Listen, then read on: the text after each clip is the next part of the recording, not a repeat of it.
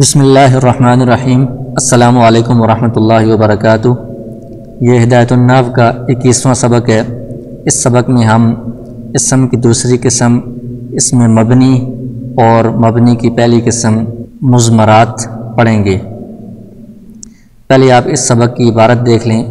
الباب الثانی فی الاسم المبنی وهو اسم وقع غیر مرکب مع غیرہ مثل الف با تا ثا ومثل واحد واثنان وثلاثة وكلفظة زيد وحده فإنه مبني بالفعل على السكون ومعرب بالقوة أو شابه مبني الأصل بأن يكون في الدلالة على معناه محتاجا إلى قرينة كأسماء الإشارة نحو هؤلاء ونحوها، أو يكون على أقل من 3 أحرف أو تضمن معنى الحرف نحو ذا ومن و11 إلى 19، وهذا القسم لا يصير معربا أصلا، وحكمه ألا يختلف آخره باختلاف العوامل، وحركاته تسمى ضما وفتحا وكسرا وسكونه وقفا، وهو على 8 أنواع: المضمرات وأسماء الإشارات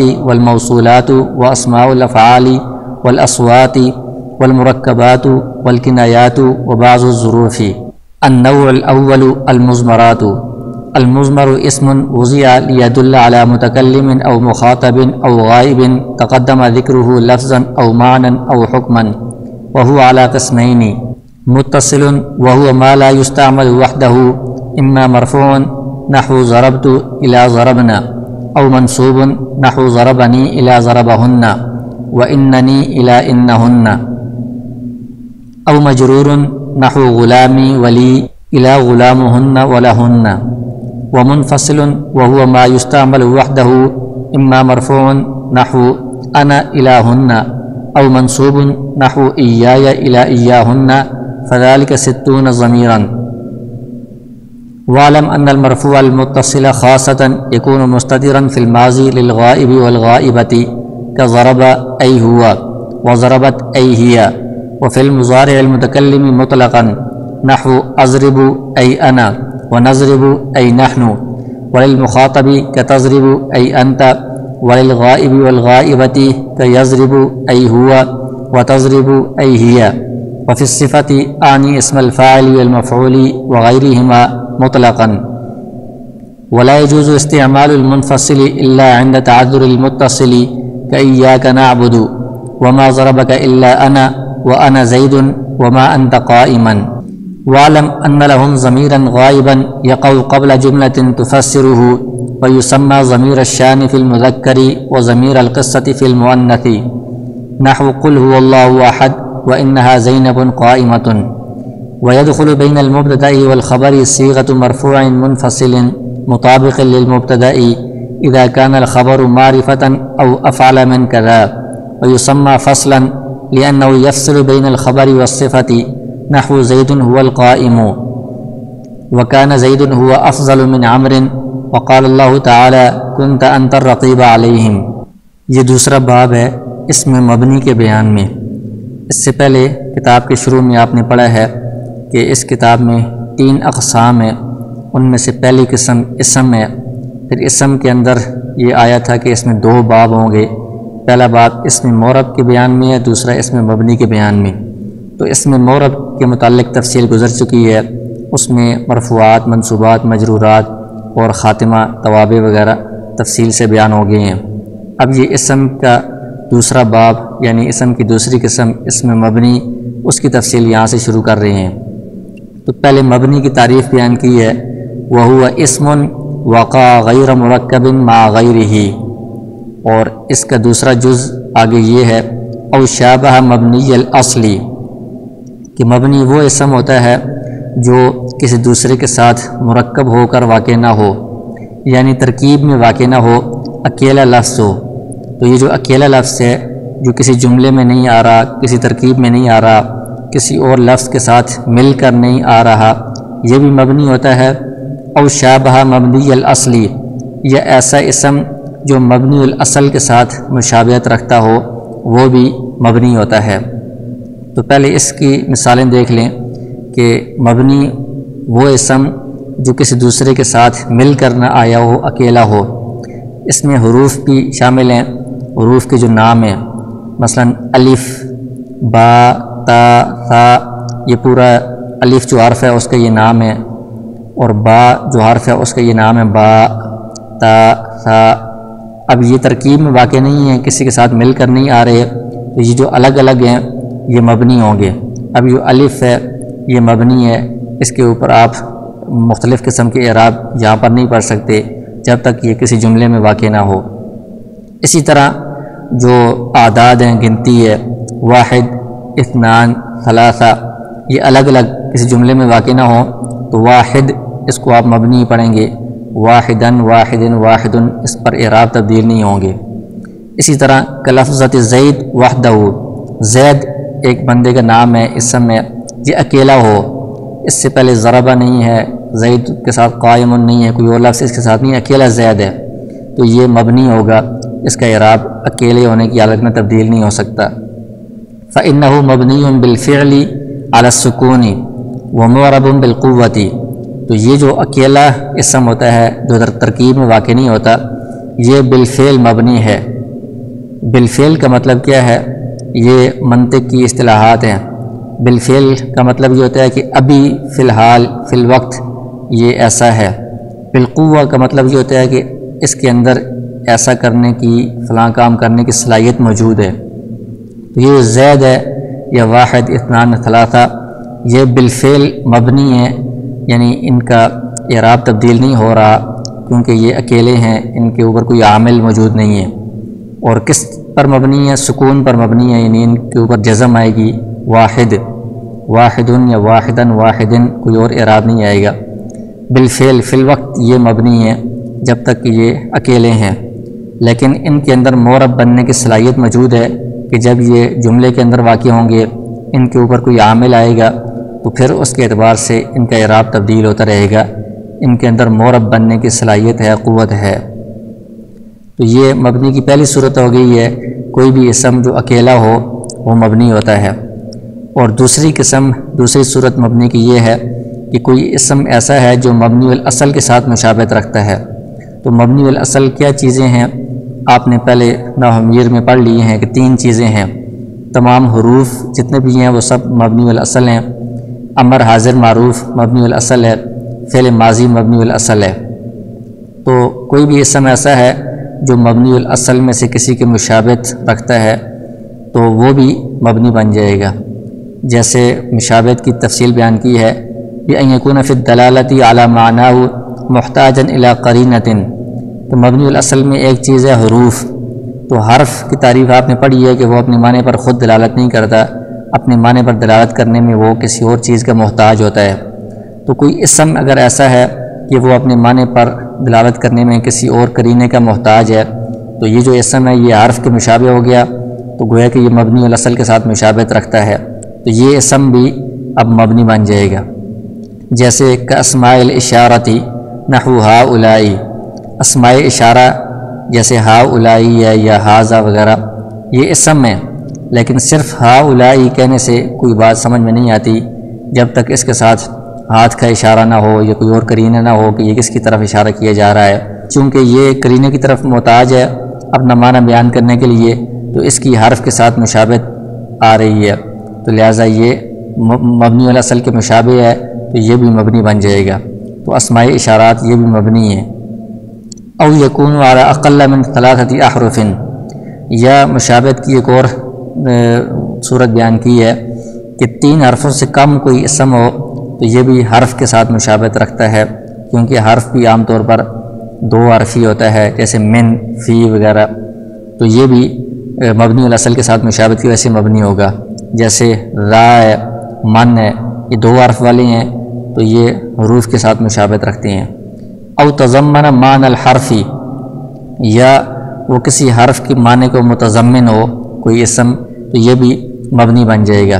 جیسے 11 سے لے کر 19 تک، یہ جو اعداد ہیں 11 سے لے کر 19 تک، یہ اصل میں 11 تھے، 19 تھے، تو یہ واو جو حرف ہے اس کو اپنے ضمن میں لیے ہوئے ہیں۔ وَهَذَا الْقِسْمُ لَا يَصِيرُ مُعْرَبًا أَصْلًا، جو پہلی قسم تھی مبنی کی کہ اسم اکیلا آ جائے کسی کے ساتھ مرکب نہ ہو، اس کے بارے میں بتایا تھا کہ وہ بالفعل مبنی ہے لیکن بالقوہ مورب ہے کہ جب وہ ترکیب میں آئے گا تو مورب بن جائے گا۔ لیکن یہ جو دوسری صورت ہے کہ جو اسم مبنی اور اصل کے ساتھ مشابہت رکھتا ہو، یہ جو قسم ہے مبنی کی یہ کبھی بھی مورب نہیں بنتی، چاہے اکیلا ہو یا ترکیب میں واقع ہو، جیسے بھی ہو۔ وحکمہ، اور مبنی کا حکم کیا ہے؟ اللہ یختلف آخرہ باختلاف العوامل، یہ دوسری قسم کی آگے تفصیل ساری بیان کریں گے۔ جو پہلی قسم ہے وہ تو بتا دیا ہے کہ سکون پر مبنی ہے بالفعل، یعنی فی الوقت جب وہ اکیلا قسم ہے تو وہ ساکن ہوگا، اور جب ترکیب میں آئے گا تو عوامل کے اعتبار سے اس کا اعراب بدلتا رہے گا، مورب بن جائے گا۔ اب یہ جو آگے تفصیل آ رہی ہے یہ دوسری قسم کی ہے کہ اس کا جو آخر ہے وہ عوامل کے بدلنے سے نہیں بدلتا، اس کے اوپر عامل رفع والا ہو، نصب والا ہو، جر والا ہو، ہر صورت میں یہ جو اسماء ہیں مبنی یہ اپنی حالت پر ہی رہیں گے، ان کا اعراب تبدیل نہیں ہوگا۔ اور ان کی جو حرکتیں ہیں ان کو ضمہ، فتحہ اور کسرہ کہا جاتا ہے، یعنی جو پیش اگر کسی کے پاس ہے، کوئی پیش پر مبنی ہے تو اس کو کہا جائے گا مبنی پر ضمہ، مبنی پر فتحہ، مبنی پر کسرہ، اس طرح کہا جاتا ہے۔ اور اگر سکون ہے تو اس کو وقف کہا جاتا ہے۔ وَهُوَ عَلَى ثَمَانِيَةِ أَنْوَاعٍ، یہ جو مبنی ہے اس کی 8 اقسام ہیں، جو مبنی الاصل کے ساتھ مشابہت رکھنے والے مبنی ہیں 8 قسموں پر مشتمل ہیں۔ مضمرات ضمیریں ہیں، اسماء اشارات ہیں، اسماء موصولات ہیں، اسماء افعال ہیں، اسماء اصوات ہیں، مرکبات ہیں، کنایات ہیں، اور کچھ ظروف بھی مبنی ہیں۔ سارے ظروف مبنی نہیں ہیں، کچھ مبنی ہیں، سب کی تفصیل آ رہی ہے۔ تو اس مبنی کی پہلی قسم ہے مضمرات۔ مضمرات ضمیروں کو کہا جاتا ہے۔ تو پہلے اس کی تعریف بیان کی ہے، مضمر سے کیا مراد ہے؟ اسمن، یہ ضمیر ایسا اسم ہے، وضع، جس کو وضع کیا گیا ہے، مقرر کیا گیا ہے، لیدل علی متکلم، تاکہ وہ کسی متکلم بات کرنے والے پر دلالت کرے، او مخاطب، یا مخاطب پر دلالت کرے، یا کسی غائب بندے پر دلالت کرے، یا غائب چیز پر دلالت کرے۔ تقدم ذکرہ، جس کا ذکر پہلے گزر چکا ہو۔ تو ضمیر بعد میں آتی ہے، اس کا جو مرجع ہوتا ہے جس کی طرف وہ لوٹ رہی ہے وہ پہلے موجود ہوتا ہے، تو یہ اس کی طرف دلالت کرتی ہے، اشارہ کرتی ہے۔ تو اس کا جو مرجع ہے ضمیر کا، اس کا پہلے ہونا یہ ضروری ہے، لیکن ہمیشہ لفظوں میں ہونا ضروری نہیں ہے۔ کبھی تو اس کا ذکر پہلے لفظوں میں موجود ہوگا صراحتاً، اور کبھی لفظوں میں نہیں ہوگا، معنی نہ ہوگا، اس کا معنی پہلے کسی اور لفظ کے اندر موجود ہوگا۔ کبھی اس کا ذکر نہ لفظوں میں ہوگا اور نہ معنی میں ہوگا، حکماً ہم اس کو مقدم شمار کریں گے۔ جیسے اس کی مثالیں یہ ہیں، ضرب زید غلامہ، کہ زید نے مارا اپنے غلام کو۔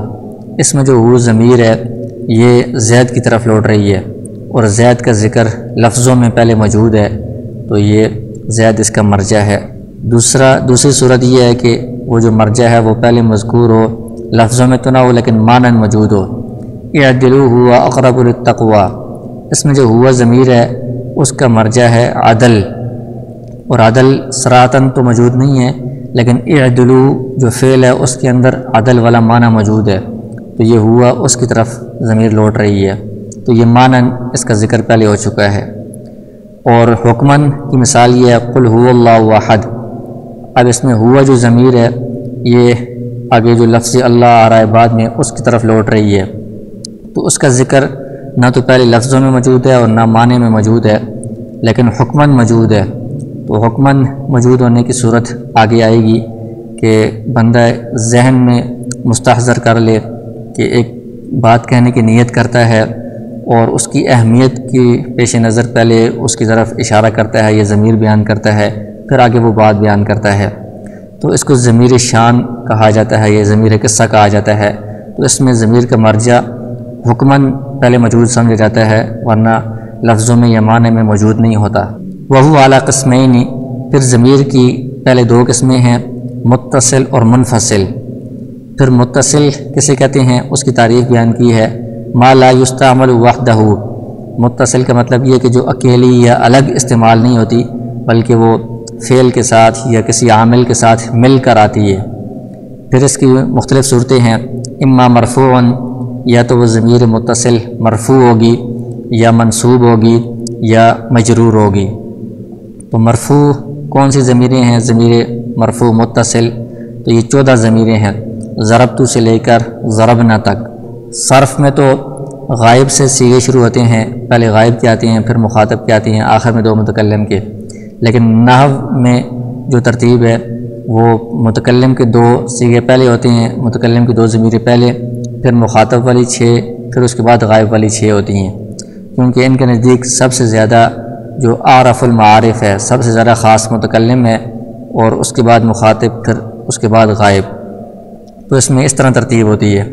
تو یہ مرفوع متصل کی ضمیریں ضربت، ضربنا، ضربتا، ضربتما، ضربتم، ضربتی، ضربتما، ضربتن، ضرب، ضربا، ضربو، ضربت، ضربتا، ضربنا، یہ 14 ضمیریں ہیں۔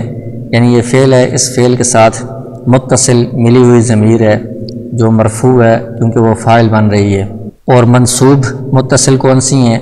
منصوب متصل یہ ہیں ضربنی، ضربنا، ضربک، ضربکما، ضربکم، ضربکی، ضربکما، ضربکن، ضربہو، ضربہما، ضربہم، ضربہا، ضربہما، ضربہن، ضربنی سے ضربہن تک۔ تو اس میں جو آخر میں جو ضمیر آ رہی ہے وہ منصوب ہے، منصوب اس لیے ہے کہ وہ مفعول بن رہی ہے، اور متصل ہے کہ فعل کے ساتھ، عامل کے ساتھ مل کر آ رہی ہے۔ منصوب متصل ضربنی سے ضربہن تک، اسی طرح اننی سے انہن تک۔ یہ فعل کی مثال دی ہے، ضربہ کے ساتھ متصل ہے، اور ان یہ حرف کے ساتھ متصل ہے، یہ حرف اس کا عامل ہے، ان کا اسم منصوب ہوتا ہے، تو یہ جو ضمیر ہے یہ اس کا اسم ہے، یہ منصوب ہے، اور اس حرف کے ساتھ متصل مل کر آ رہی ہے تو منصوب متصل کی ضمیر ہے۔ یا پھر یہ مجرور متصل ہوگی، جو ضمیر ملی ہوئی ہے وہ مجرور ہوگی۔ اس میں 2 صورتیں ہیں، مجرور یا تو مضاف الیہ مجرور ہوتا ہے یا حرف جر کے بعد مجرور ہوتا ہے۔ تو ضمیر سے پہلے غلام مضاف آ گیا ہے تو یہ یا ضمیر مجرور ہے، اور لام حرف جر آ گیا ہے تو یا ضمیر مجرور ہے، اور یہ اپنے مضاف کے ساتھ یا حرف جر کے ساتھ ملی ہوئی آ رہی ہے، عامل کے ساتھ ملی ہوئی ہے، تو یہ مجرور متصل ہے۔ تو غلامی سے غلامہن تک، لی سے لہن تک، تو یہ لی، لنا، لک، لکما، لکم، لکی، لکما، لکن، لہو، لہما، لہم، لہا، لہما، لہن، لام حرف جر ہے، اس کے ساتھ جو متصل ضمیریں آ رہی ہیں وہ مجرور متصل والی ضمیریں ہیں۔ اور دوسری قسم ہے منفصل، جو ما یستعمل وحدہ، اکیلی الگ استعمال ہوتی ہے، یعنی فعل سے یا عامل سے الگ ہو کر مستقل استعمال ہوتی ہے۔ تو اس میں بھی پھر اما مرفوع یا تو منفصل، مرفوع منفصل ہوگی یا منصوب منفصل ہوگی، مجرور منفصل نہیں ہوتی، مجرور میں صرف متصل ہی ہوتی ہے۔ تو مرفوع منفصل کون سی ضمیریں ہیں؟ انا سے ہن تک، یہ ضمیریں ہیں انا، نحن، انت، انتما، انتم، انتی، انتما، انتن، ہوا، ہما، ہم، ہیا، ہما، ہن، انا سے ہن تک، یہ ضمیریں مرفوع منفصل کی ہیں۔ مرفوع اس لیے ہیں کہ یہ مبتدا بنتی ہیں یا فاعل بنتی ہیں، منفصل کہ یہ فعل سے یا عامل سے الگ ہو کر آ رہی ہیں۔ اور منصوب منفصل ہوں گی جیسے ایا سے ایاہن تک۔ منصوب منفصل یہ ضمیریں ہیں ایا یا ایانا، ایاک، ایاکما، ایاکم، ایاکی، ایاکما، ایاکن، ایاہو، ایاہما، ایاہم، ایاہا، ایاہما، ایاہن۔ ایا سے ایاہن تک یہ ضمیریں منصوب منفصل ہیں، منصوب ہیں یعنی یہ مفعول بنتی ہیں، فصل یہ الگ ہو کر آ رہی ہیں، فعل سے یا عامل سے الگ استعمال ہوتی ہیں۔ فذالک 60 ضمیرا، تو یہ مصنف کہہ رہے ہیں کہ یہ کل 60 ضمیریں ہو گئی ہیں۔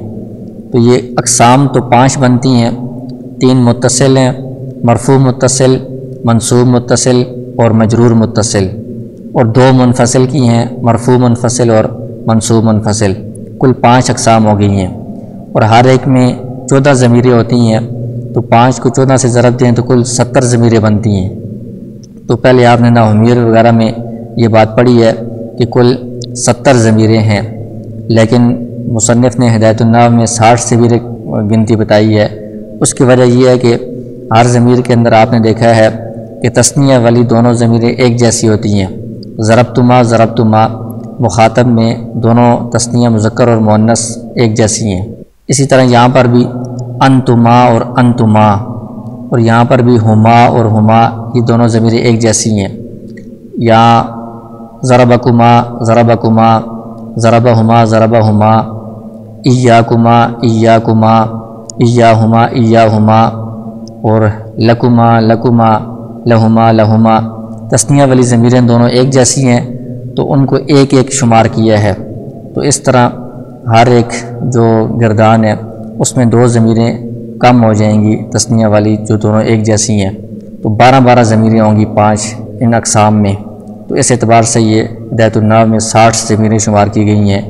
آگے فرماتے ہیں وَعْلَمْ أَنَّ الْمَرْفُوعَ الْمُتَّصِلَ خَاصَّةً يَكُونُ مُسْتَتِرًا فِي الْمَاضِي، کہ ضمیر جو متصل ہوتی ہے اس میں کبھی تو وہ بارز ہوتی ہے، ظاہر ہوتی ہے، نظر آنے والی ہوتی ہے، کبھی مستتر ہوتی ہے، چھپی ہوئی ہوتی ہے۔ لیکن مرفوع متصل صرف خاص طور پر یہ کون کون سے صیغوں میں مستتر ہوگی، چھپی ہوئی ہوگی؟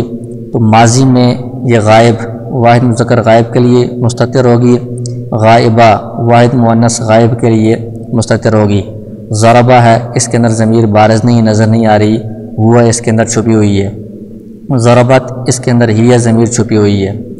اور مضارع میں متکلم کے دونوں صیغوں میں مطلقاً کا مطلب یہ کہ متکلم چاہے واحد ہو یا تثنیہ ہو جمع ہو، دونوں صیغوں میں ضمیر مستتر ہے۔ اضربو اس کے اندر انا ہے، نضربو اس کے اندر نحنو ہے، اور مخاطب کا جو واحد مذکر مخاطب والا صیغہ ہے تضربو، اس کے اندر انت ضمیر ہے۔ غائب اور غائبہ واحد مذکر غائب اور واحد مؤنث غائب، ان دونوں کے اندر بھی ضمیر چھپی ہوئی ہوگی۔